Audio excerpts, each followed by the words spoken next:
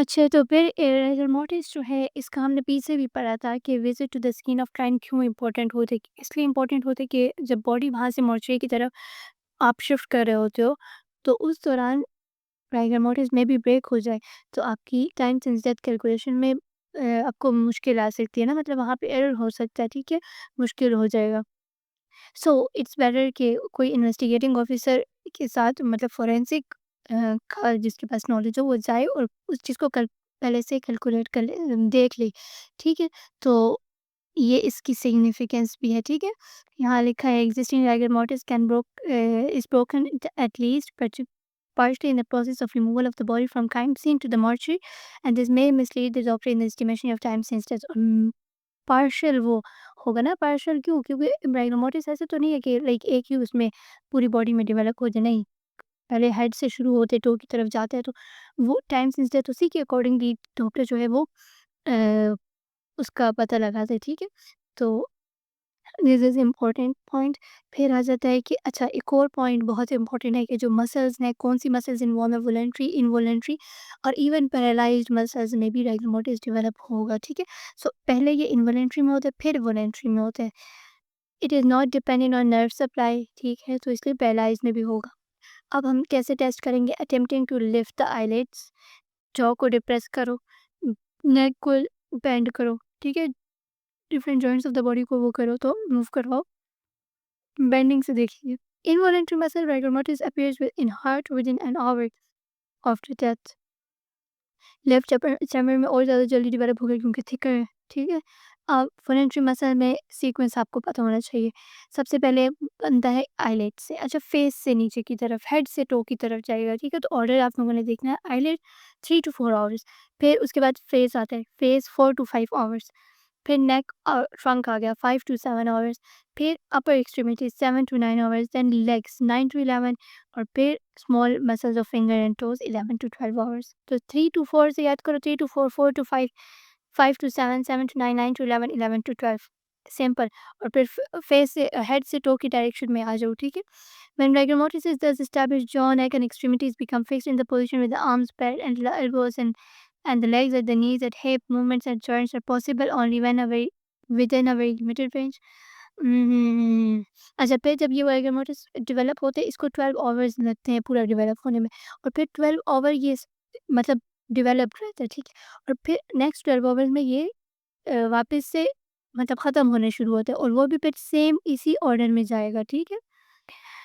फिर आता है, अच्छा this is very interesting point, कि इरेक्टर पिलाई मसल जो होता है वो भी अफेक्टेड होती है राइगर मोटिस से। This is not a voluntary muscle, involuntary muscle है, ठीक है? तो इसमें जैसे गूज़ बम्प्स आते हैं ना, तो उस तरह की अपीयरेंस इस तरह होती है, तो वैसी अपीयरेंस इसमें होती है, जिसको यहाँ पे क्यूटस एंसेरिना बोला है, क्यूटस एंसेरिना, ठीक है? तो this is important. Skin papilla stand out permanently with hair standing on the end. The such condition is also formed when the body is exposed to good. ये वो goosebumps वाली उस तरह के बाल खड़े हो जाएंगे, वो पेपिला से भी ऊपर हुए होते हैं ना. So in India rigor mortis commences in 2 to 3 hours. 2 to 3 hours में शुरू होता है, ठीक है? Takes about, मैंने ये बात बता दी है, 12 आवर्स में वो हेड से फुट तक डेवलप होगा, फिर परसिस्ट करेगा 12 आवर में, फिर नेक्स्ट 12 आवर में पास ऑफ होगा, ठीक है? टाइम सिंस डेथ में इसकी इम्पोर्टेंस है, ठीक है। हाँ, हाँ, अगर राइगर मोर्टिस जो है वो डेवलप नहीं हुआ सबर, as for if the rigor mortis आपके पास डेड बॉडी आई उसमें नहीं डेवलप हुआ, तो इसका मतलब है कि डेथ जो है विदिन 2 आवर्स है, ठीक है? And it has affected the whole body the time since death, और अगर उसने पूरी बॉडी को इन्वॉल्व किया हुआ है, तो इसका मतलब है 12 से 24 घंटे के दरमियान है, ठीक है?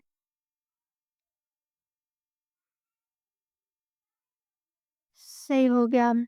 मेडिको लीगल इम्पोर्टेंस क्या हो गई? वही साइन ऑफ डेथ है।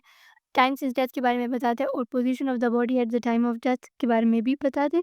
And if it has been altered after rigor mortis has set इन,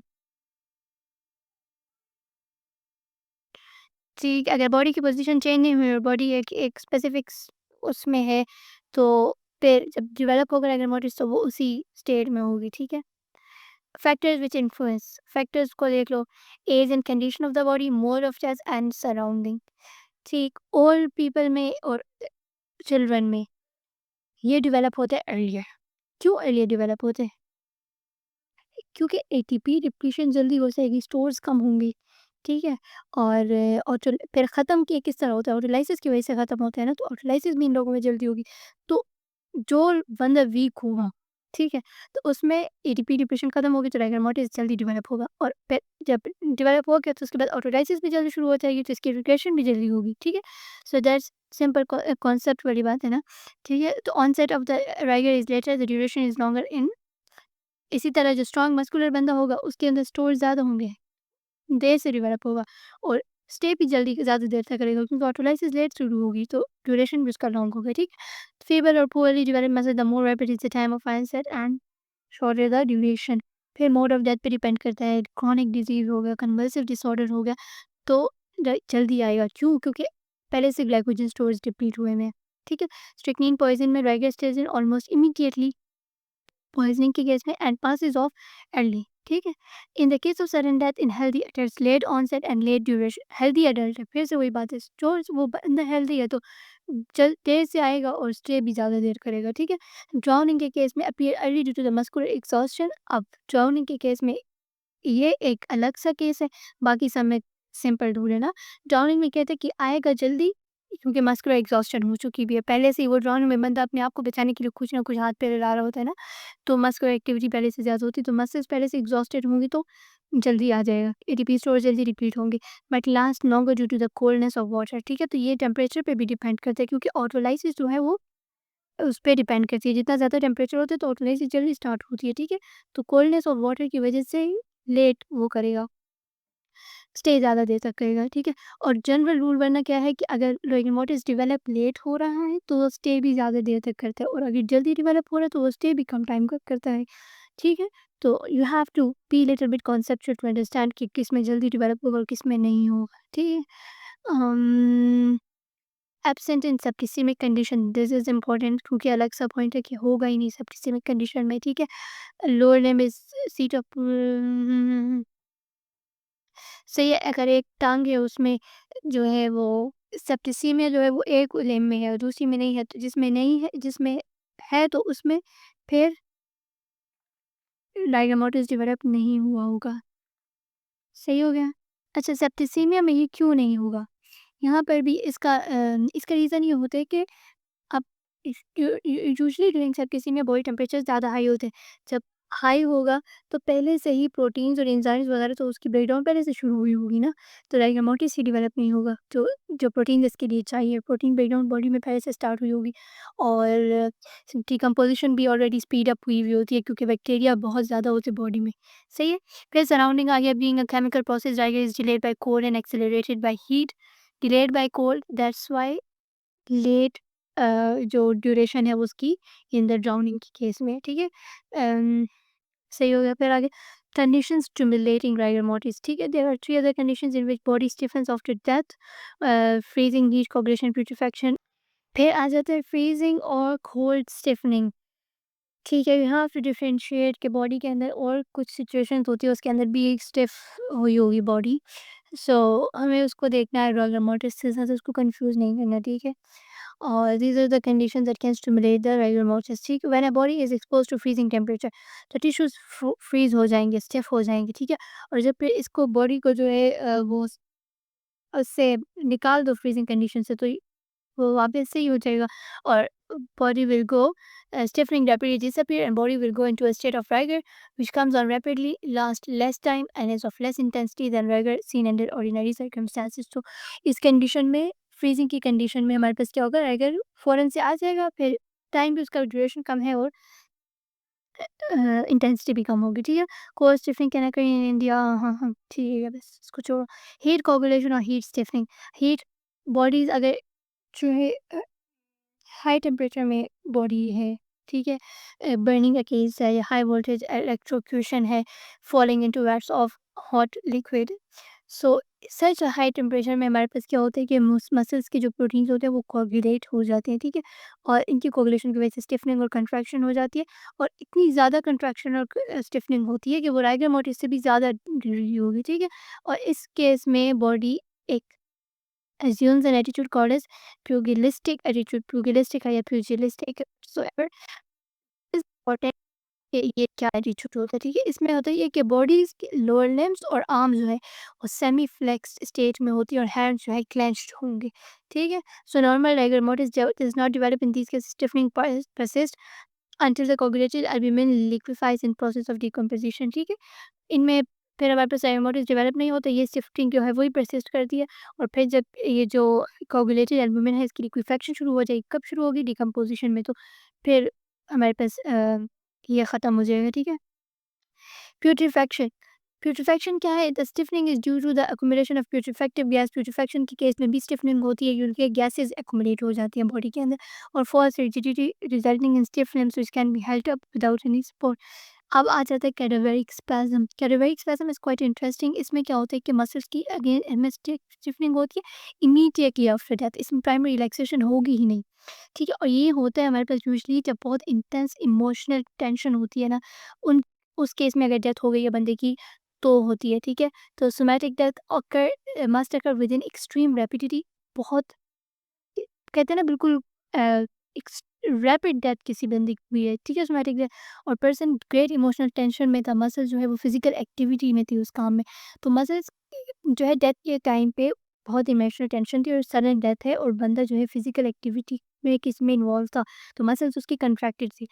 तो वो कंट्रैक्शन क्या होती है, डेथ हो जाती है उसके बाद भी मसल्स कंट्रैक्टेड स्टेट में ही रहती है, वो रिलैक्स नहीं होती, ठीक है? तो और ये बहुत इंटेंस होती है, ठीक है? इवन मोर देन राइकोमोटिस, अगर यहाँ पे कहीं लिखा भी हो शायद। In primary vital phenomena it is originated, ठीक है? या बस वही बातें लिखी हुई हैं। अ, अच्छा, इसमें certain group of muscles involve होती हैं, कभी-कभी पूरी बॉडी भी इन्वॉल्व हो जाती है, बट मोस्टली कुछ पर्टिकुलर ग्रुप ऑफ मसल्स जो कि उस टाइम पे कंट्रैक्शन कर रही थी, जो फिजिकल एक्टिविटी में इन्वॉल्व थी, वही होंगी, ठीक है? अब इसमें ये होता है कि मतलब इसमें होमिसाइड, सुसाइड इस चीज़ की बहुत ज़्यादा सिग्निफिकेंस है, मेडिको लीगली सिग्निफिकेंस भी है कि डेथ के टाइम पे होमिसाइड है, सुसाइड है, एक्सीडेंटल डेथ है, उस केस में अगर बॉडी ने कुछ चीज़ लाइक होल्ड की हुई है बहुत टाइटली, लाइक सुसाइड के केस में उसने वो पिस्टल बहुत टाइटली होल्ड की हुई है, तो इवन आफ्टर डेथ वो उसका हाथ उसी कंट्रैक्टेड स्टेट में और उसी पिस्टल को ग्रैस्प किया होगा, ठीक है? और इसी तरह अगर किसी का होमिसाइड का केस है और बंदे ने जो है अपने आप को बचाने के लिए असेलेंट का जो है कोई हेयर उसके हाथ में आ गया, कोई क्लॉथ्स उसने पकड़े हैं तो उसके हाथ में आए, वो बड़ी स्ट्रॉन्ग कंट्रैक्शन होती है, उसके हाथ में ले जाएँगे तो हमें वो क्लू दिख जाएगा मर्डरर के बारे में, ठीक है? इसी तरह एक्सीडेंटल डेथ है, कोई पहाड़ से नीचे गिरा है तो उसने कोई बुशेस वगैरह को पकड़ लिया तो उसके हाथ में ही रह जाएँगी वो चीज़ें। So that they can provide us a clue about the cause of death later, ठीक है? सही, इस सब में यही कुछ लिखा हुआ था। अम ठीक है, the contraction of muscle involve in cadaveric spasm is more pronounced that in case of rigor mortis, ठीक है? और राइगर मोर्टिस में थोड़ा-सा एक मॉडरेट अमाउंट ऑफ फ़ोर्स लगाओ तो वो ब्रेक हो जाता है, लेकिन कैटावेरिक स्पैज़म में बहुत ज़्यादा फ़ोर्स लगानी पड़ती है। बड़ी स्ट्रॉन्ग कंट्रैक्शन होती है यहाँ पर, ठीक है? और cadaveric spasm passes off only when putrefactive changes होंगी तभी ये ख़त्म होता है, ठीक है? उससे पहले ये ख़त्म ही नहीं होगा, ठीक? तो प्यूरिफैक्शन में अच्छा यहाँ पे हम लोगों ने पहले वाले में पढ़ा कि फ्रीजिंग और कोल्ड स्टिफनिंग में ये जब अगर हम पानी से उसको निकाल लेंगे तो रिगर मोर्टिस आ जाता है इस केस में। हीट कोगुलेशन में नहीं होता, प्यूरिफिकेशन में ही फिर ये रिलैक्सेशन होगी, ठीक है? और कैटावेरिक स्पैज़म में भी प्यूरिफिकेशन में ही फिर ये रिलैक्सेशन होती है। मेडिको लीगल इंपॉर्टेंस मैंने तकरीबन बता दी है कि sudden death associated with great emotional tension हमें ये बताएगा कि ये जो जब डेथ हुई तो बंदा सीवियर स्ट्रेस में था, बंदा किसी फिजिकल एक्टिविटी में इन्वॉल्व था, ठीक है? कोई मसल जो है फिजिकल एक्टिविटी में थी, ठीक है? उसने ग्रैस्प किया हुआ है तो shows the physical activity, right? It may indicate the nature of death बता सकता है, ठीक है? और वही वेपन्स वगैरह कोई आपको क्लू मिल जाएगा उसने हाथ में जो पकड़ा होगा। इवेंट ऑफ होमिसाइड के केस में वही भी असेलेंट का जो है उसने कोई deceased assailant is found in the deceased hand, ठीक है? हेयर और क्लोथिंग बिलॉन्गिंग टू असेलेंट, सही हो गया। अच्छा, अब यहाँ पे इसका ये डिफरेंस लिखा है कि कौन-सा है, ठीक है? Continuation of the death if the state of contraction in which muscles were at the instant of death stage of primary relaxation. The stiffening is therefore instantaneous at the time of पता नहीं क्या मुश्किल ज़बान में लिखा हुआ है, लेकिन यही है कि डेथ के फ़ौरन बाद हो जाता है और वो जो डेथ से पहले कंट्रैक्शन हुई होती है वही कंटिन्यू होती है, प्राइमरी रिलैक्सेशन वगैरह इसमें नहीं होती, ठीक है? अब राइगर मोटर जो है चेंजेस आती है मसल के अंदर आफ्टर डेथ के बाद होती है 3 से 4 घंटों में, 2 टू 3 आवर्स, अच्छा ठीक है। 2 टू 3 आवर्स होगा। Okay, I am confusing about time, लेकिन टाइम सही से याद करना है तो प्राइमरी रिलैक्सेशन के बाद ये होता है, ठीक है। Certain pre conditions are necessary, emotional जो हमने बोला कि स्ट्रेस में बंदा होगा, और ये तो सब डेथ्स में होता है, ऐसा तो नहीं है कि किसी स्पेसिफिक, ये तो एवरी एवरी केस में होगा, ठीक है। फिर generally certain group of muscles involve होंगी इसमें, और इसमें तो पूरी बॉडी मसल्स इन्वॉल्व होती है इसमें। इसमें वॉलंटरी मसल्स ही इन्वॉल्व होती है, वही फिजिकल एक्टिविटी करेंगे ना, यहाँ पे वॉलंटरी इनवॉलंटरी मसल्स दोनों इन्वॉल्व होती है, ठीक है। Muscle contraction quite marked and considerable force is required to break it. यहाँ पे muscle contraction as compare to the calories पे लेस मार्केट होगा और मॉडरेट फोर्स रिक्वायर्ड होगी, ठीक है। इसके अलावा ये हमें सर्कमस्टेंसेस ऑफ डेथ के बारे में हमें कुछ इंडिकेशन कर सकता है, सुसाइड, होमिसाइड वगैरह के बारे में, और ये हमें टाइम सेंस डेथ में ज़्यादा इम्पोर्टेंस है इसकी, राइगर मोर्टिस की, ठीक है। फिर मैकेनिज्म, इसका मैकेनिज्म हमें नहीं पता है इंसेक्ट के क्यों इस तरह होता है कि मसल कंट्रैक्टेड स्टेट में ही रहती है, we don't know. Rigor mortis में तो हमें पता है क्यों, क्योंकि एटीपी डिप्लीट हो गई है, ठीक है। फिर आ जाता है सेकेंडरी रिलैक्सेशन। सेकेंडरी रिलैक्सेशन में आती है कि राइगर मोर्टिस डिसअपीयर हो जाएगा तो मसल्स जो है सॉफ्ट और फ्लैसिड दोबारा से हो जाती है, कि क्योंकि अब ऑटोलाइसिस शुरू हो गई है, ठीक है। टिश्यूज़ खुद एंजाइम जैसे रिलीज़ करने शुरू कर देते हैं, जो टिश्यूज़ की ऑटोलाइसिस करने कर देगा। तो दोबारा से जो मसल्स के प्रोटीन्स बने तो मसल स्पेस में सॉफ्ट और फ्लैसिड हो जाएंगी। अब इन्हीं एंजाइम्स की वजह से, एंजाइमेटिक रिएक्शंस की वजह से जो सर्टेन प्रोटीन्स, अमीनो एसिड्स वगैरह, प्रोटीन्स की ब्रेकडाउन होती है, अमीनो एसिड्स वगैरह बनेंगे, तो जो मीडियम है वो फिर से अल्कलाइन हो जाएगा due to the protein breakdown, ठीक है। ये याद रखना है। पीछे राइगर मोर्टिस के दौरान अल्कलाइन होता है मसल्स, ठीक है। और जो प्राइमरी रिलैक्सेशन में भी अल्कलिनिटी होती है, वो तो नॉर्मल, क्योंकि नॉर्मल भी मसल्स के अंदर अल्कलिनिटी ज़्यादा होती है इस कंपेयर, एसिडिटी नहीं होती इतनी ज़्यादा, ठीक है। एसिडिटी मसल्स के लैक्टिक एसिड की वजह से होती है, that is during the rigor mortis, जब एटीपी डिप्लीशन होगी।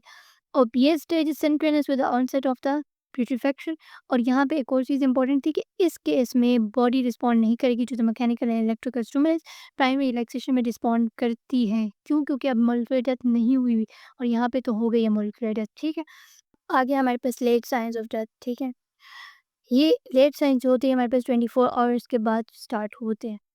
इसमें हमारे पास प्यूट्रीफैक्शन आती है, एडिपोक्रियर फॉर्मेशन आती है, ममीफिकेशन आती है, ठीक है। प्यूट्रीफैक्शन होती है और कुछ केसेस में हमारे पास प्यूट्रीफैक्शन जो है वो स्टॉप हो जाती है, और बॉडी जो है या एडिपोक्रियर फॉर्मेशन उसमें हो जाती है या ममीफिकेशन हो जाती है, इससे बॉडी की प्रिजर्वेशन हो जाती है, ठीक है।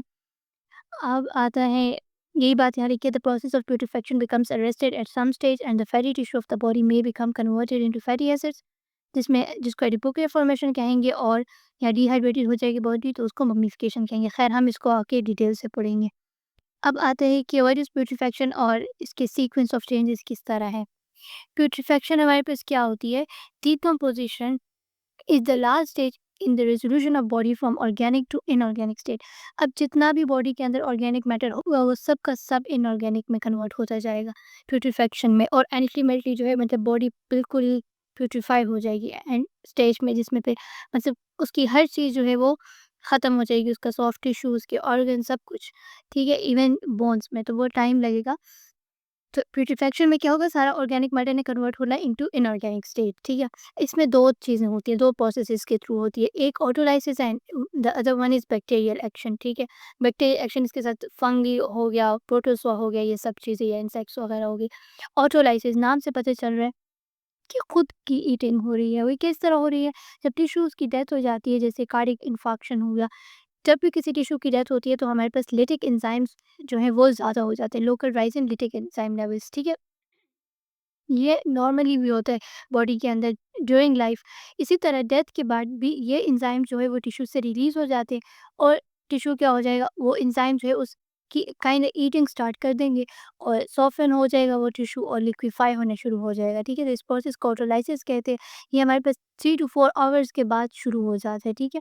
और 3 टू 4 आवर्स के बाद जब ये शुरू हो जाएगा तो हम इसके साइंस पढ़ेंगे कि 3 टू 4 आवर्स इसके अर्ली साइंस किस तरह हमें नज़र आएंगे ब्यूटीफिकेशन के, ठीक है। फिर ये 2 टू 3 डेज़ तक आहिस्ता-आहिस्ता चलता रहता है, और फिर मतलब डिपेंड करता है इसकी फैक्टर पे, नंबर ऑफ फैक्टर्स पे, कि ये किस स्पीड से चलता है। फिर बैक्टीरियल एक्शन, बैक्टीरिया जो है एंजाइम्स प्रोड्यूस करेगा। अब बैक्टीरिया देखो, ह्यूमन बॉडी जो है वो रिच सोर्स ऑफ बैक्टीरिया होती है, ठीक है। हमारे बॉडी के अंदर जो नॉर्मल फ्लोरा है वो नॉर्मली तो बॉडी में एक इम्यूनिटी, हमारे जो इम्यून सिस्टम होता है उसने उसको सप्रेस किया हुआ होता है, जिसकी वजह से वो बॉडी के खिलाफ काम नहीं करता, ठीक है? तो लेकिन जब डेथ हो जाएगी तो बॉडी तो अब लाइव नहीं है, ठीक है? तो ये सारे जो बैक्टीरिया होता है ये अपनी नॉर्मल जो साइट होती है उससे आ जाता है ब्लड में, और फिर ये वहाँ से ये पूरे के पूरे ऑर्गन्स में जाके फैल जाता है, वहाँ पर क्या करना शुरू कर देता है, प्यूट्रीफिकेशन करना शुरू कर देता है, ठीक है? अब ब्लड के थ्रू जा रहा है, तो जिस ऑर्गन में जितनी ज़्यादा ब्लड सप्लाई हो रही होगी वहाँ पे ये जल्दी प्यूट्रीफिकेशन स्टार्ट करेगा। जिस तरह ब्रेन में बहुत ज़्यादा प्यूट्रीफिकेशन जल्दी स्टार्ट होती है, ठीक है? वहाँ पे ईज़ी भी होती है, और भी फैक्टर्स हैं उसमें। और दूसरी ये है कि जो ऑर्गन जो है सोर्स ऑफ बैक्टीरिया, हमारी बॉडी में सबसे बड़ा सोर्स तो कोलन है ना, तो जीआईटी के आस-पास के जो ऑर्गन्स हैं उसमें प्यूट्रीफिकेशन सबसे पहले स्टार्ट होती है। इसीलिए जो सबसे पहले जो अर्ली साइन्स आते हैं हमारे पास, जो जो स्प्लेन नहीं, सॉरी, स्प्लेन वाला नहीं, जो कौन-सा एरिया होता है, फ्लैंक्स होते हैं, इन एरियाज़ में जो है, या सीकम के ऊपर जो एरिया होता है वो ग्रीनिश अपीयरेंस सबसे पहले वहाँ पे आती है, क्योंकि कोलन में सबसे ज़्यादा बैक्टीरिया हो गया, ठीक है? तो यही सब चीज़ें यहाँ पे लिखी हुई हैं। फिर जो कुछ बैक्टीरियाज़ के नाम लिखे हुए हैं, क्लोस्ट्रिडियम वेल्काई है, या welchii, I don't know how to pronounce this word. इसके अलावा स्ट्रेप्टोकोकाई है, ई कोलाई है, बैसिलस प्रोटियस है, if I am not wrong it is bacillus. Uh, अगर कोई और हो तो I am sorry for that, ठीक है? इसमें सबसे ज़्यादा जो क्लोस्ट्रिडियम वेल्काई है ये सबसे ज़्यादा इंपॉर्टेंट है, ठीक है? ये हमारे पास क्या करता है, लेसिथिनेज प्रोड्यूस करता है। अब लेसिथिन हमारी जो मेम्ब्रेन्स होती है उसके अंदर भी होता है, एक्स्ट्रासेलुलर मैट्रिक्स में भी होता है। तो ये लेसिथिन जो होता है ये क्या करता है, ब्लड सेल्स के अंदर जो है, उम, म इन ऑल सेल मेम्ब्रेन्स में, सेल मेम्ब्रेन्स में होता है, सॉरी, और इसके अलावा ब्लड सेल्स के, इंक्लूडिंग ब्लड सेल्स की मेम्ब्रेन के अंदर भी होता है।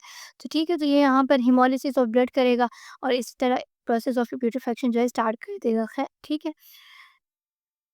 ये वही बात है कि यू ड्यूरिंग लाइफ जो है ये बॉडी के अंदर ही ये सारे बैक्टीरिया जो है वो प्रेज़ेंट होते हैं, और डेथ के बाद जो है ये वेसल्स के थ्रू पूरी बॉडी में फैल जाते हैं, ब्यूटीफिकेशन स्टार्ट कर देते हैं। अब जो न्यू बॉर्न बेबीज़ होते हैं उसके अंदर, या जो स्टिल बर्न होते हैं उनके अंदर फ्लोरा इतना ज़्यादा नहीं होता, ये ना होने के बराबर होता है। तो उनके अंदर जो ब्यूटीफिकेशन होती है वो मेनली एनवायरमेंटल जो बैक्टीरियाज़ वगैरह होते हैं वो करते हैं, और जो एडल्ट टाइप्स होती है उनके अंदर तो फ्लोरा होता है, और उसके अंदर जो है ब्यूटीफिकेशन स्टार्ट होती है फ्रॉम इनसाइड द बॉडी, लेकिन आउटसाइड जो एनवायरमेंटल बैक्टीरिया है वो भी उसको की ब्यूटीफिकेशन करेंगी, लेकिन स्टार्ट वो इनसाइड से होगी।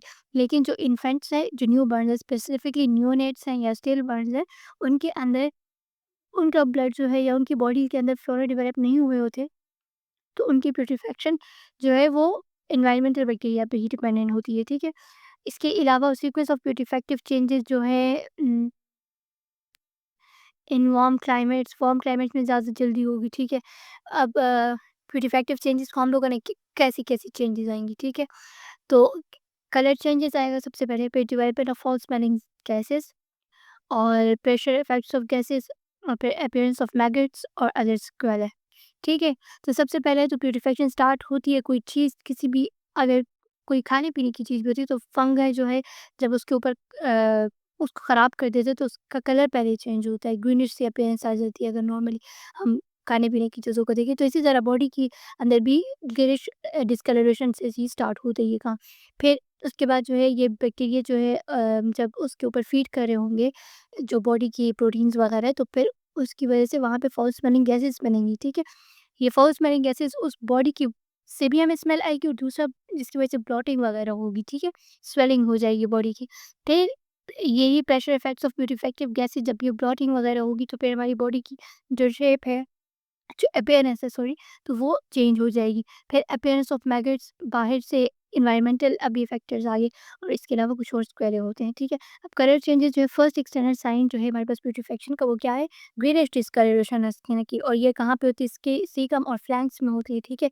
इसके अलावा ये एक्सटर्नली हमें यहाँ पे नज़र आएगी, इंटरनली कहाँ पे नज़र आएगी? In under surface of the liver. क्या, क्यों? क्योंकि यहाँ पर क्या है?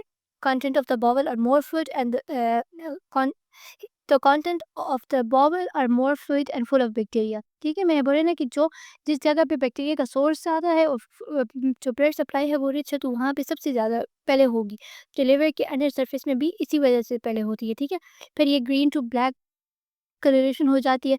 क्यों? यहाँ पे बनती क्या है? सल्फ मैच हेमोग्लोबिन बनती है, ठीक है? ये किस तरह बनती है कि जब बैक्टीरिया एक्शन करता है तो ब्लड जो है उसकी हेमोलिसिस हो जाती है। इस हेमोलिसिस की वजह से जो हीमोग्लोबिन है वो कन्वर्ट हो जा एक ने ब्लड ने हेमोलिसिस करी, उस हेमोलिसिस की वजह से हीमोग्लोबिन बना। At the same time bacterias are producing hydrogen sulphide, ये हाइड्रोजन सल्फाइड इस हीमोलाइज्ड जो हीमोग्लोबिन है, इन दोनों का रिएक्शन होगा तो सल्फ मेथाइमोग्लोबिन बन जाएगा। ठीक है, हीमोग्लोबिन बन गई, हमारे पास रिलीज होगी from the haemolysis of blood, और बैक्टीरिया एक्शन की वजह से हमारे पास हाइड्रोजन सल्फाइड भी प्रोड्यूस होती है। तो हाइड्रोजन सल्फाइड और ये रिलीज हीमोग्लोबिन क्या बना देगा, सेल्फ मेथाइमोग्लोबिन बना देगा। ठीक है, फिर ये सेल्फ मेथाइमोग्लोबिन जो है डिफ्यूज हो जाएगा सेल टिश्यू में, तो हमारे पास जो कलरेशन है वो उसकी वजह से आती है। ठीक है, ग्रीनिश डिस्कलरेशन जो है हमारे पास सबसे पहले 12 टू 24 आवर्स आफ्टर डेथ आ जाती है, over the caecum and flags. ठीक है, फिर इसके अलावा समर में चूँकि प्यूरिफिकेशन जल्दी होती है, ठीक है, purification depends mainly on the temperature है। ठीक है, बट टेम्परेचर होगी तो बैक्टीरियल ग्रोथ ज़्यादा होगी। ठीक है, तो हमारे पास समर में 6 आवर्स तक भी हो सकती है और डिले हो सकती है in winter up to 24 hours. Discolouration spread हो, ठीक है, ये फिर वहाँ से पूरे एब्डोमेन में स्प्रेड हो जाती है, फिर एक्सटर्नल जेनिटल्स में स्प्रेड हो जाएगी। ठीक है, फिर इसी तरह पैचेस बनते जाएंगे on the chest, on the neck, on the face, arms और लेग्स में, और ये पैचेस की फिर दीज पैचेस कोअलेस, मतलब वो सारे जुड़ जाएंगे, एक कंटिन्यूस पैच हमें बड़ा नजर आएगा। ठीक है, पहले अलग अलग जगह पे छोटे छोटे पैचेस बनते जाएंगे, और फिर वो पैचेस जो है वो स्प्रेड होंगे, वाइड स्प्रेड हो जाएंगे। ठीक है, और होल बॉडी जो है वो डिस्कलर हो जाएगी over next 24 hours. So these timings are very important to remember. ठीक है, सबसे पहले शुरू कब होती है, 12 टू 24 आवर्स में, फिर हमने समर और विंटर की वेरिएशन याद करनी है, फिर हमारे पास डिस्कलरेशन होती है, पूरे बॉडी में फैल जाएगी विद इन नेक्स्ट 24 आवर्स। ठीक है, डिस्कलरेशन के बाद जो है, अच्छा दिस इज़ वेरी इंपॉर्टेंट, अब यहाँ पे मार्बलिंग होगी। ठीक है, मार्बलिंग जो है उसमें क्या होता है कि डेथ के फ़ौरन बाद जो है वेन्स जो है उसके अंदर भी डिस्कलरेशन होती जाएगी। तो हमारे पास जो वेन्स होती है वो certain areas of the body में, वो जो वेन्स का सारा रूट है वो हमें बहुत ज़्यादा क्लियरली विजिबल हो जाएगी। ठीक है, over the root of neck, over the shoulder, जहाँ पे स्पेसिफिकली जो बड़ी वेन्स हमें वो ज़्यादा विजिबल होंगी। Into the groin visible visible होंगी, बिकम ब्लूइश और ग्रीनिश लाइंस हमें मिल जाएंगी। क्यों, ये ब्लड की जो डिकम्पोजिशन हो रही है ब्लड की, उसी की वजह से जो पिगमेंटेशन है, उसी की वजह से वेसल्स की जो वॉल्स हैं वो स्टेन हो जाती है। ठीक है, तो course of the vein is thus visible as a bluish network. ठीक है, इसको हम लोग कहते हैं मार्बलिंग, मोज़ेक अपीयरेंस, इसको हम मार्बलिंग कहते हैं। ठीक है, फिर अब अगर हम लोग इंसिजन करेंगे तो उस इंसिजन में हमें गैस बबल्स मिलेंगे, वही बैक्टीरिया एक्चुअली खुश होकर है haemolysing blood in these veins. Marbling commences after about 24 hours और प्रोमिनेंट हो जाएगा इन 36 टू 48 आवर्स।